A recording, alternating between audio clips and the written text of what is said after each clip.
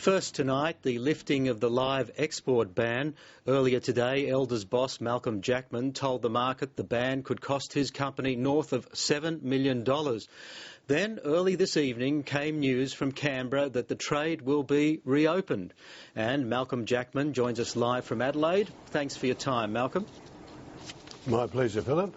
Well, what's your response to the lifting of the export ban? What does it mean for the industry and for your company? Well, certainly it's been a roller coaster day, as you can imagine, but look, we're very pleased to see the government lift the suspension and this begins the process of reopening the market. It will take some time, but I think that the Australian cattle producers right across the top end can be very pleased with the outcome that we've seen today, albeit it'll take us some time to get up to full tilt again. Well, when you say some time to get up to full tilt, I mean, we're going to see, I presume, just a trickle of exports. Is that the case? How long do you think we would get back to full tilt?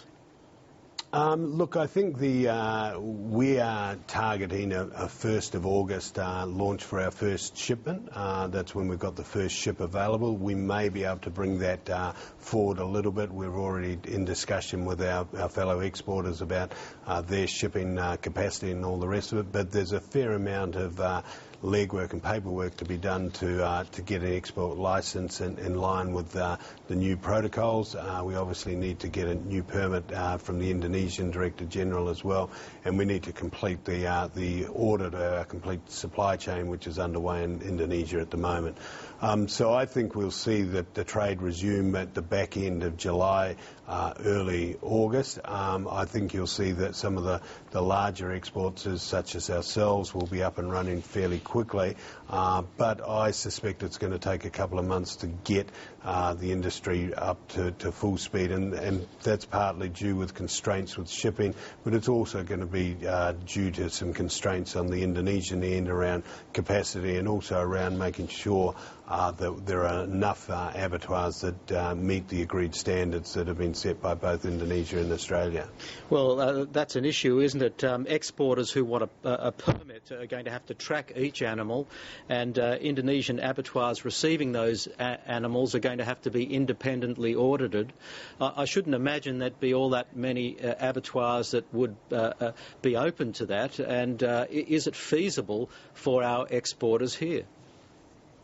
Oh, look, I think we underestimate the standards that exist in Indonesian abattoirs. There's about 700 abattoirs. The larger ones operating in the bigger markets around Jakarta, I don't think we'll have any issues with reaching the standards. We will be at OIE standard, and I don't think there'll be too much issues with that at all. The tracking of the animals through the system is relatively easy, depending on whether you want to use a manual system or the NLIS, the National Livestock Identification Scheme technology we use here in Australia. The big issue, I think, is going to be around the audit trail, getting that in place so everybody's comfortable that they can audit the processes and have transparency around those processes. Well, there's a fair bit of scepticism that the problems of exporting cattle to Indonesia could have been overcome so quickly. That scepticism would be justified, wouldn't it? Look, I think at the end of the day that what we saw was a reaction to some very brutal footage that I think left every Australian absolutely aghast with what they saw. And so the reaction was to the outpouring that people saw there. Obviously, the consequence of a total suspension maybe had been, in some respects, underestimated, and the impact it would have at this particular time. But I think we've seen that there's early intervention by the government to bring it back online. I think is very positive for all of us. Do you think this has caused irreparable damage to Australia's relationship with Indonesia? I mean, will it ever be the same again? Look, I've been asked that question, and look, if I could answer it on two fronts. From a commercial point of view, with the importers that we've dealt with in Indonesia, we've been building our relationship with those people over 10 years. And so commercial relationships go through issues like this all the time, and people work their way through it. So I don't see the commercial relationships between exporters and importers in Indonesia will be damaged in any shape or form. I'm not a political commentator, but I think at the end of the day, we are two very close neighbours, Australia and Indonesia.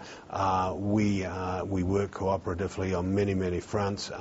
We are a prime source of protein via our live exports. I think we're an important part of the food supply system in Indonesia, and I think everybody will get over this and go forward quickly from there. Okay, Malcolm Jackman, thank you very much for your time. My pleasure, Philip.